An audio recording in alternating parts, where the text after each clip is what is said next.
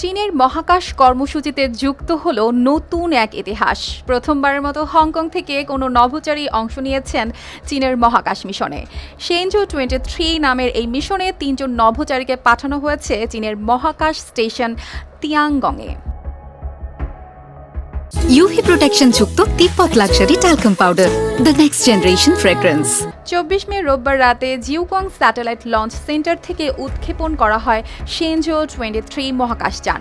Long March 2F রকেটের মাধ্যমে মহাকাশযানটি সফলভাবে নির্ধারিত কক্ষপথে পৌঁছায়।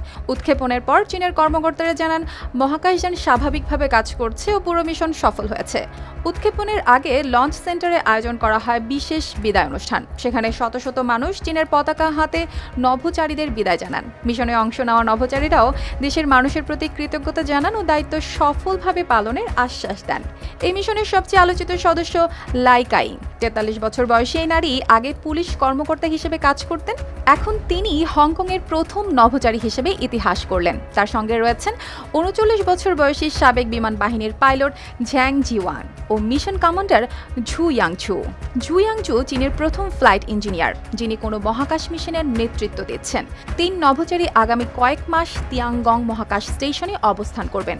এই সময় তারা জীববিজ্ঞান, চিকিৎসা বিজ্ঞান, পদার্থবিজ্ঞান ও মহাকাশে মানবদেহের আচরণ নিয়ে বিভিন্ন গবেষণা চালাবেন। বিশেষ করে দীর্ঘ সময় মহাকাশে থাকলে মানুষের শরীরে কী ধরনের পরিবর্তন আসে সেটি নিয়ে গুরুত্বপূর্ণ পরীক্ষা হবে এই মিশনে।